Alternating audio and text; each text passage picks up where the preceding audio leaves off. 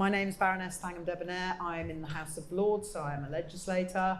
One day, I think Matt and I need to stop being described as what we used to be. It's been more than a year now, but it is relevant to say that Matt was the AI minister, so he does know loads of things, and I was the former shadow Secretary of State, so on the other side of the House. But we are both very interested in where AI is going, and I've just realised there is nowhere to put the water. So I'm going to do that, because I need it. And I am absolutely delighted that we've been having such a good, interesting day. I'm also delighted that I still use a pen and a notebook, and that I'm not the only one. In the age of AI, some of us still buy fountain pens with cartridges and notebooks in which we put things called writing. I tried explaining that to a young person the other day. They were not familiar with the concept.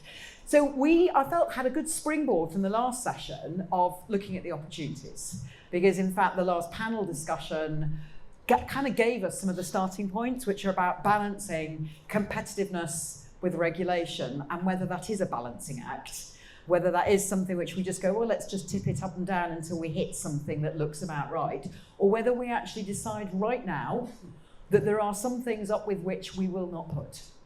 And I think that is worth bringing into the room, into the discussion, even if nobody agrees with me. I just want to put it out there, because one of the other things that was brought up by one of our panelists in the last discussion was, what if government is out of step with the population?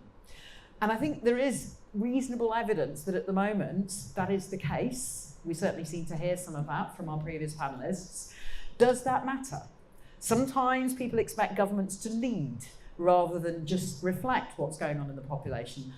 However, in a democracy, and the other end of town still is a democracy, my end of town not so much, we do need accountability to the population. That's part of the point, and not just appointing all of us.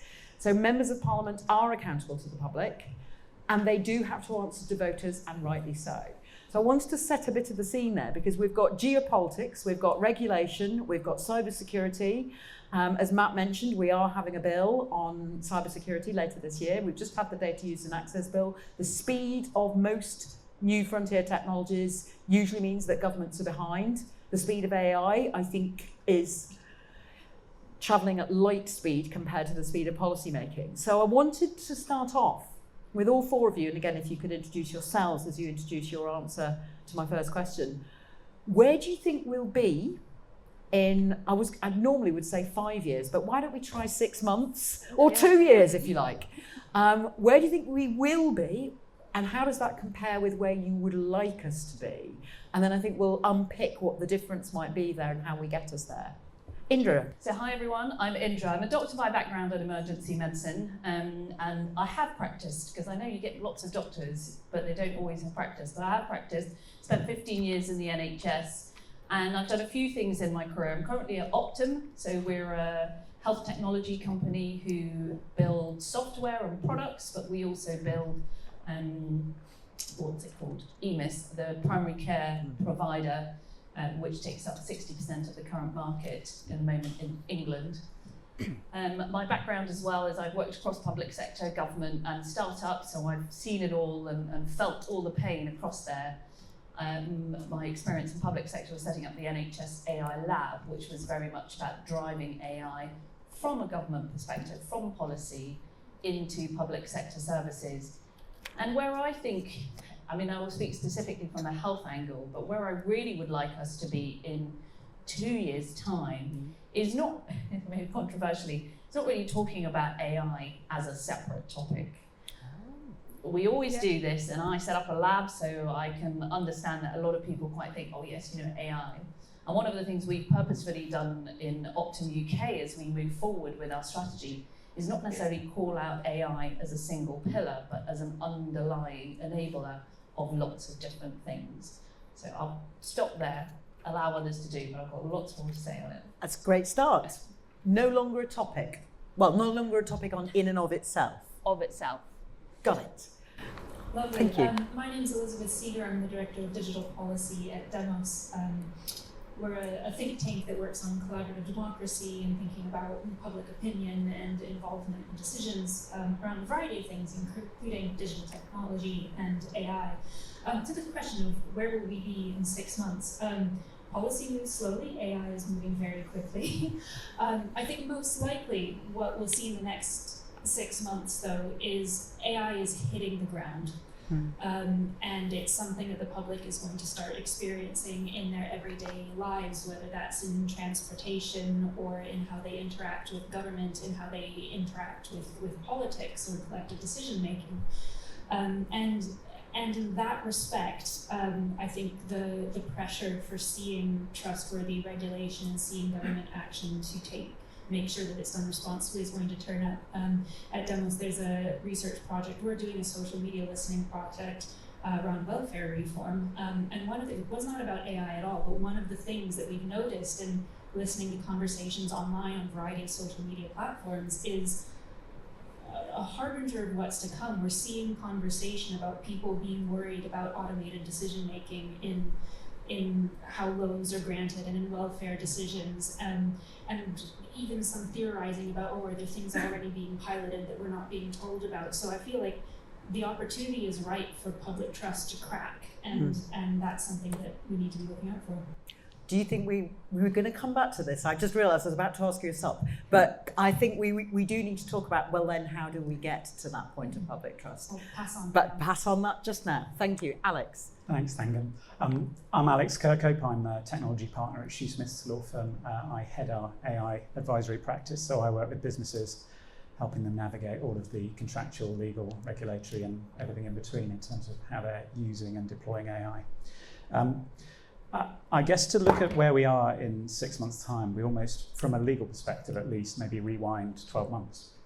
And the King's Speech, when the new government came into power, and there was a one-liner in the King's Speech about we will look at appropriate AI regulatory frameworks. And notwithstanding debates that no doubt, Thangam, you've been involved in the Lords around things like AI, copyright, some other debates around trust and public perception of AI.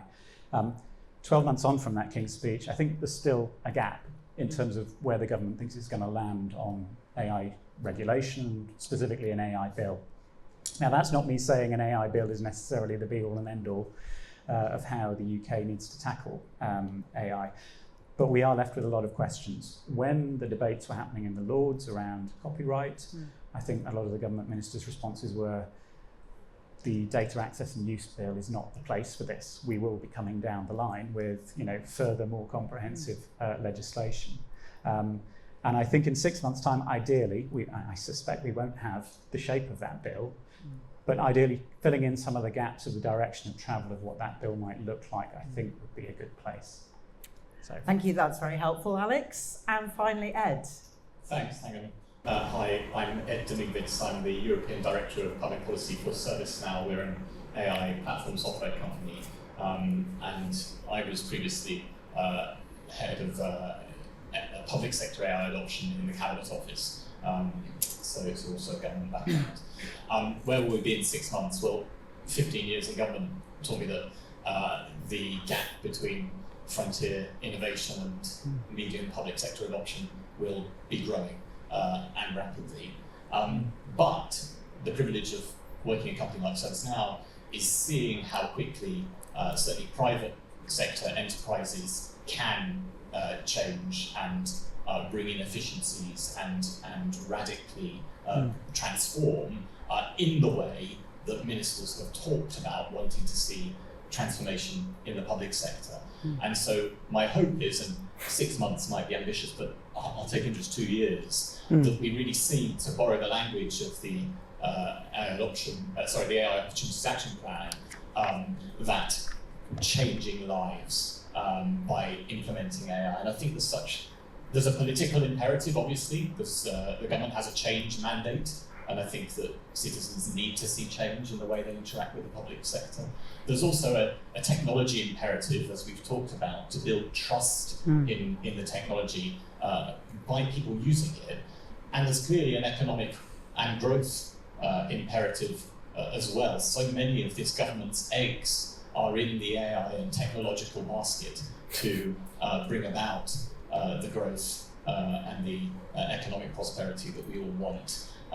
And so the final thing I'd say is I'd love in 6 months' time for some of the political pain points that this government faces, which are also the citizen pain points. They're the backlogs in immigration, in courts, in GP appointments, hospital appointments. I'd love to see more challenge function in partnership with industries to be applying those private sector best practice use cases that we see to some of those most urgent public sector challenges.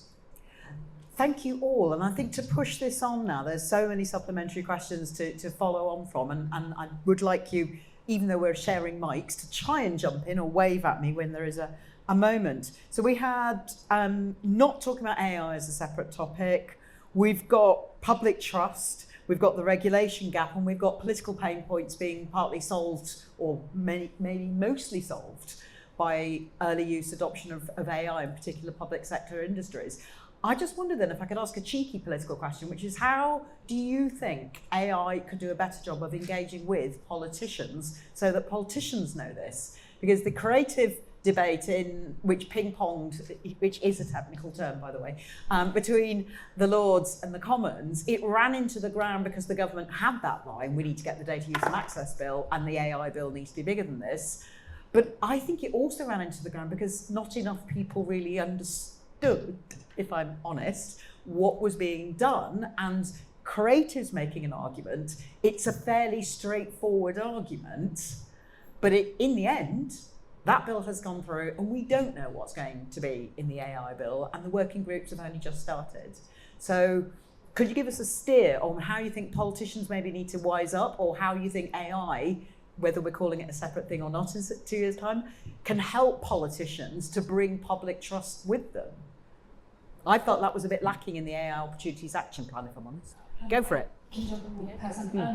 So I think both points are true. First of all, politicians can wise up.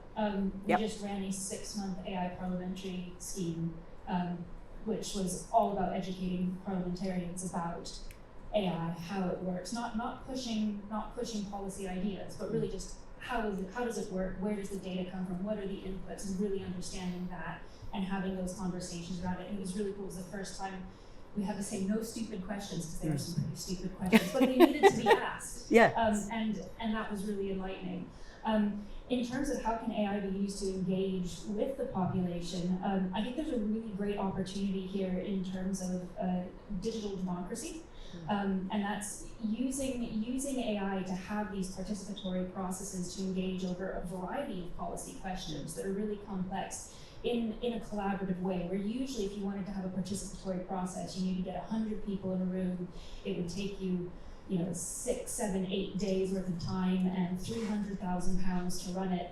There's a way to do this online with the help of AI, getting 1,000+ people involved, and have the entire process cost less than 80K. And we're piloting those programs as well. And you can have conversations about AI governance using AI, but also a wide variety. And it's about including the public in that conversation and then closing the loop on that process so that people really trust that if they input to that process, that they will see their input reflected in the policy change, and making sure that there is that available pathway. Indra? I mean, from my experience, a lot of this is around education and helping upskill both ministers but other policymakers to understand exactly what do you mean when I say let's use AI. If I said AI in healthcare, the first thing most people think of is I'm going to Google something or ChatGPT, or whichever one you use right now. That's the first thing most people do. And actually the biggest use of LLMs currently is a healthcare question.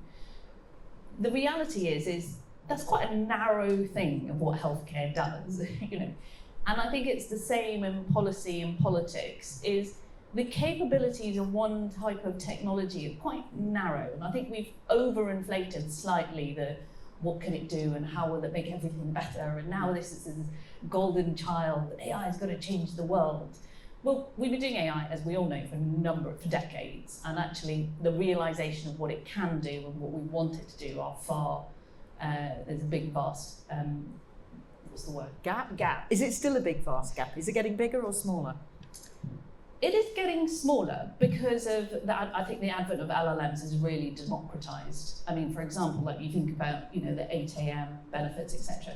Those questions that we all used to, I've been on the line for 6 hours with HMRC. Now I can just put it into whoever it is, Claude GPT, and my answer is there. I'm not a tax specialist, but I can get those answers straight away. Same with legal, same with law, same with benefits. All those questions that the public might have, and going back to your point, it suddenly makes it a lot simpler.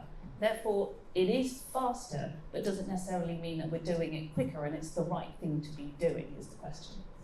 So I think is it the right thing to do is something that I want us to pick up on. And I'm very conscious of the fact that we have industry specialists, all of you in this room, who know far more about the technical aspects.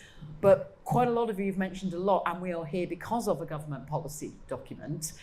If we're going to do these things in the way that you're saying that could make my life better or your life better or somebody else's life better, and get to the point where I don't think about the AI-ness of it anymore, getting the political regulations, getting the regulatory framework requires getting the political consciousness to be raised. Ed, Alex, which of you wants to pick that up next? Happy to. Look, as I say, it's been 11 years on the government side of the table and 4 years on the industry side of the table, on and off. And I think one of the biggest problems and the biggest disconnects is when industry comes to government and says, here's what we do, and expects government to understand what they do and apply it to the problems that they've got, and come back to industry and go, I'd like you to do this then.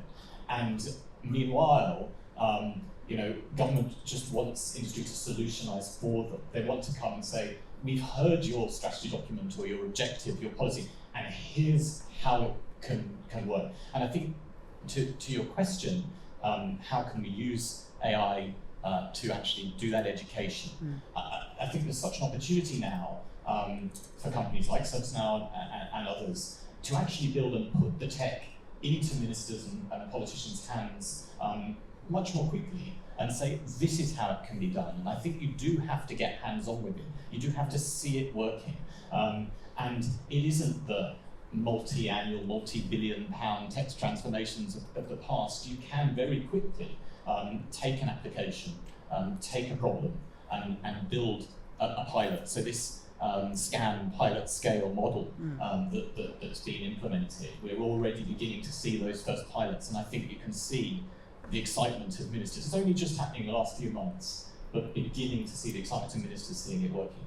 I'm glad ministers are getting excited, but as a backbencher, and as we have witnessed with the Data Use and Access Bill, if backbenchers aren't behind something, they can make ministers' lives, should we say, uncomfortable. And they can also set Elton John onto Peter Kyle, and more people have heard of Elton John than Peter Kyle. So, guess who won there? But they only won the public relations war. So how are we talking to the backbenchers and the staff around them about solving their problems? Yes, I've told my team, having worked in Parliament, I've told my teams that the biggest marketing they could do is to build platforms and streamline all of the various systems that parliamentarians have to use. So absolutely, starting in Parliament is a very wise choice. Also, it's where the next generation of ministers is coming from. Sorry, that's a bit brutal of me, isn't it? But ministerial shelf life is not always massively long. So I urge anybody who's thinking about why don't politicians understand X, go and find some backbenchers. Yes, Alex. Yeah, I was just going to say, I remember the line of the previous government. You'll no doubt sort of be familiar with. I think the line was, we shouldn't be regulating something we don't understand. And of course, the cheeky question of that was, does that mean the population at large, or does it mean the ministers who are looking at some of these things, or across government, in fact? I think someone made a really good point on the previous panel, which is everyone in this room is, to some degree, AI savvy and AI literate. But even you don't have to go far beyond either the tech sector or even higher echelons of government and tech policy. That knowledge starts to dissipate. But equally, when you look at the parliamentary process, over the decades, Parliament has legislated on all sorts of issues where the whole of Parliament doesn't necessarily have the most in-depth expert knowledge of it, but it's managed to push it through. So I think the key, and I guess I'm looking up at the people in this room, is giving the leaders, the ministers, the policymakers in government, tools and the knowledge to be able to make that strategic case to Parliament to say, no, this is important, and we all know why it's important in terms of the economic growth agenda, in terms of the ability of UK business to thrive, in terms of our place in the world, that we've got a leading voice on this. And I think the more that strategic view can be, I guess, filtered down, and I know that's not an easy process without bumps in the road, but the more that can happen and provide a lead to legislators, hopefully that smooths the way. Well, I love that quote, which I've heard before about we shouldn't regulate what we don't understand. During the Brexit years, I was a whip, and I had to whip several regulations on bull semen.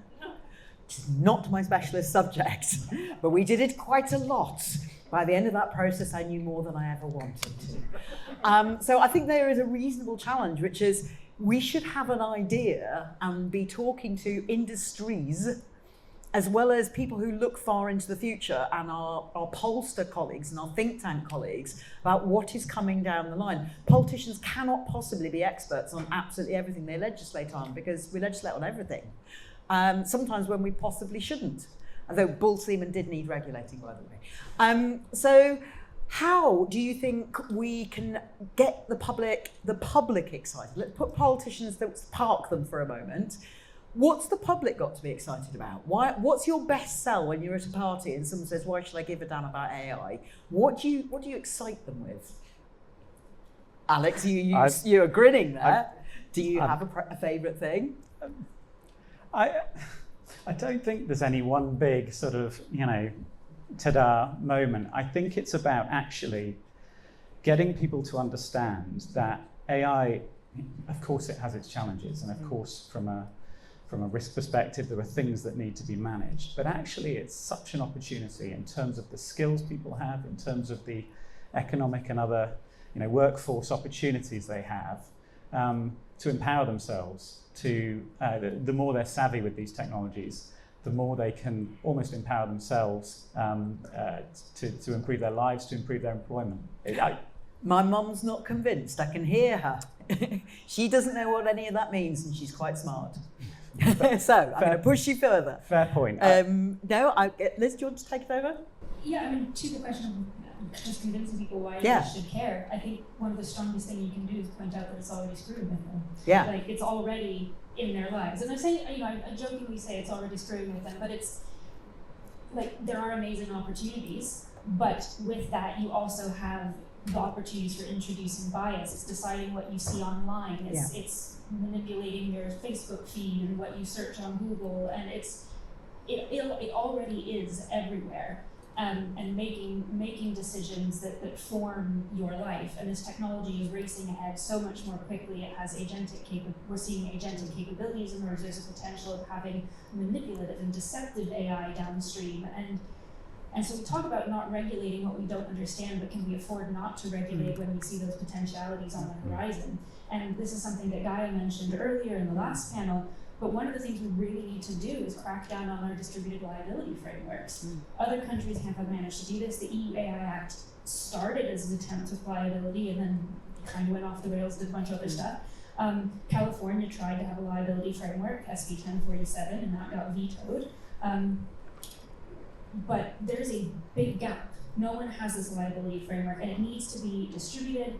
Our current product liability framework doesn't work because we have lots of different actors at play. We don't have importers of AI. This is a digital technology, something Jacob said earlier. It's just anyone can download it, access it. So what actors in the chain are responsible for what things at different times? This will help provide regulatory clarity to the businesses they're trying to develop, especially if you're building on top of open source tools that you didn't control from the very beginning. And it also helps identify who's responsible for what things throughout the chain, which is going to be important for this public aspect as well. And just one other thing just to push forward with, then what are the opportunities for the UK? The UK has already really pushed forward with trying to build its reputation for itself around being a hub for AI safety.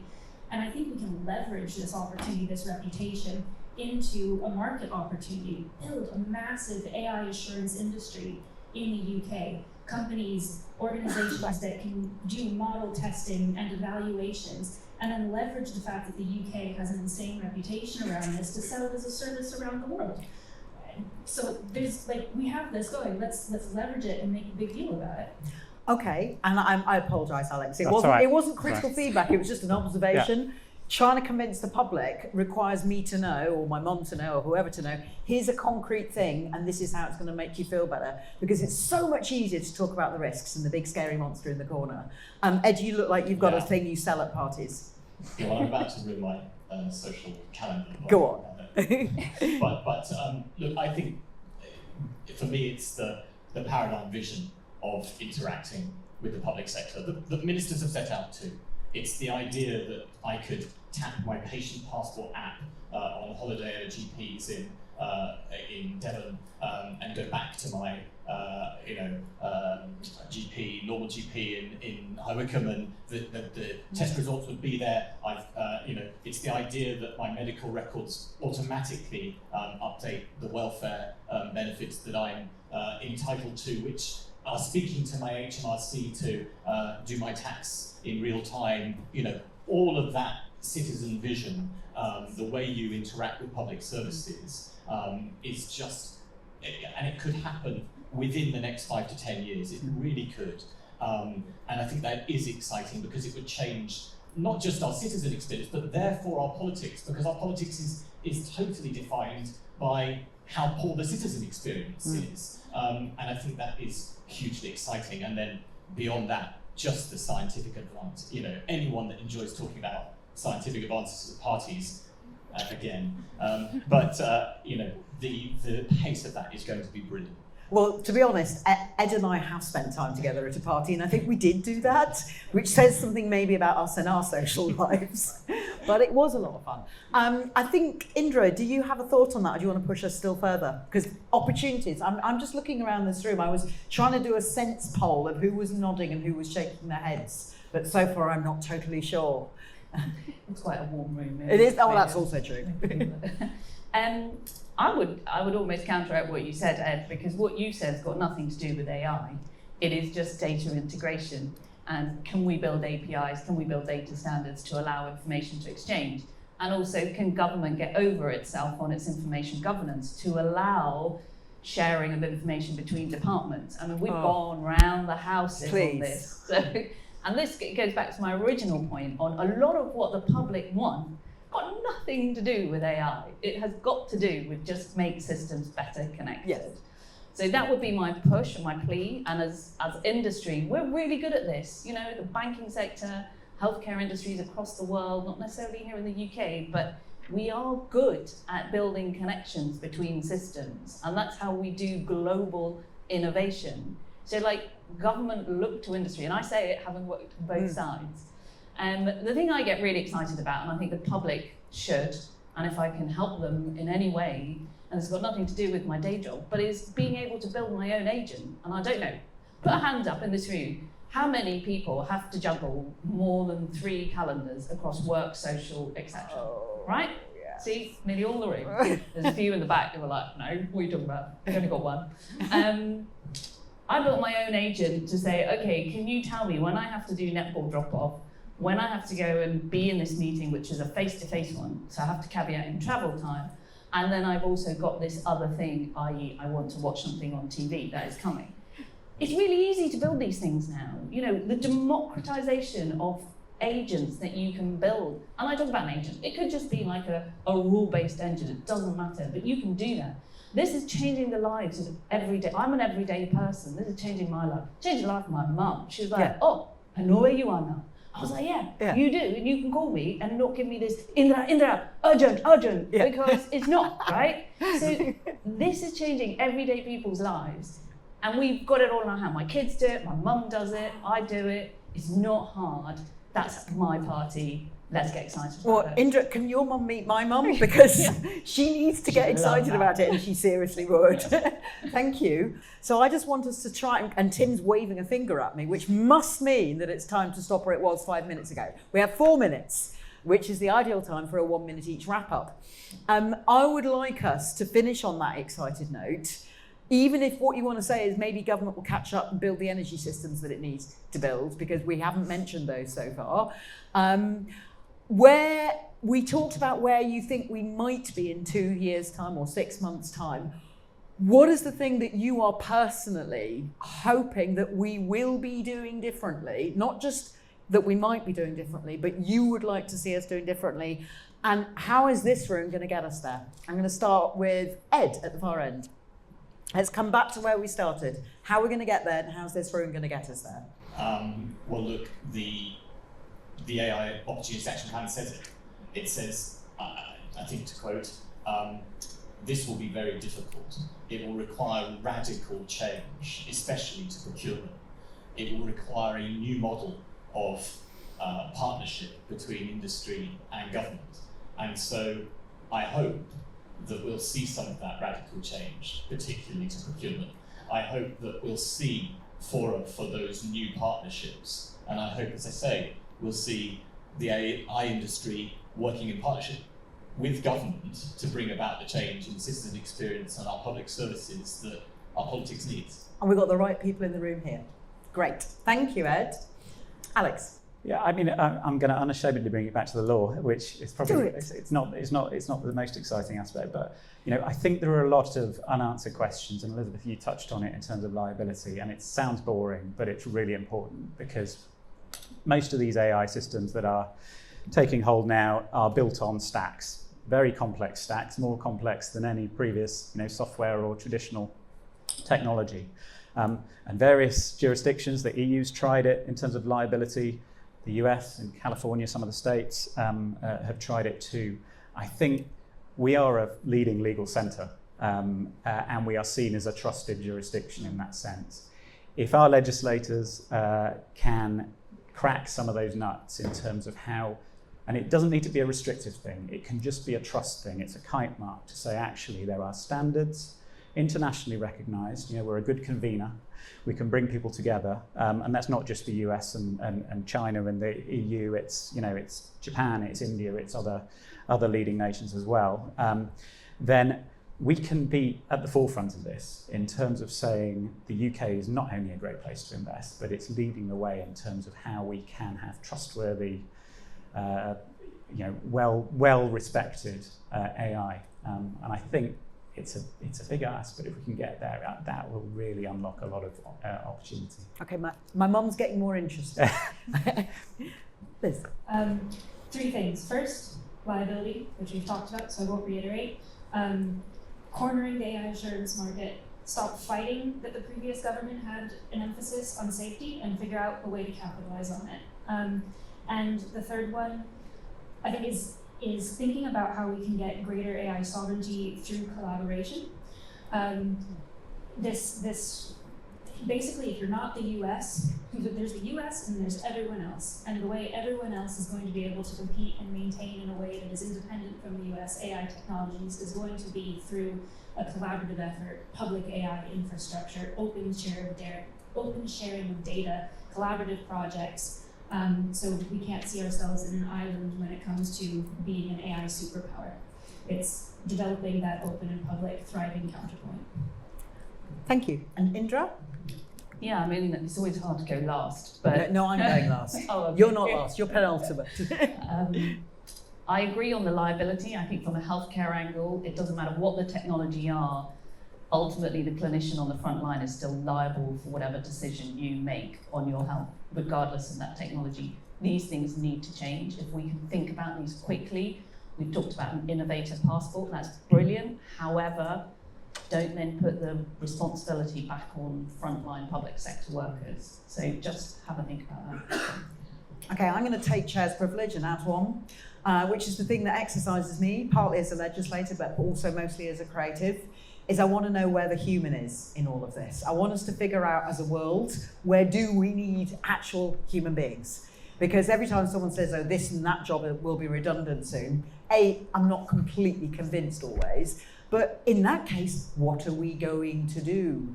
In my view, because I'm biased this way and I'll own my biases, we could all be more creative and we could all enjoy more creativity, but we can't do that if we haven't worked out how to regulate so that creators can keep being creative. That's my own particular bias, but I think it speaks to a wider problem that I think UKAI and everyone in this room ought to be involved in, is figuring out where the human's going. Because I am speciesist, as a dog owner accused me of the other day. I'm quite fond of human beings, and I want us to have a great future with AI, and I also believe it's possible. So you've all really excited me, you've made me feel really hopeful. Indra's mum's getting in touch with my mum to teach her how to use an agentic diary, which makes me very excited with my notebook and pen. Could we please thank our panel?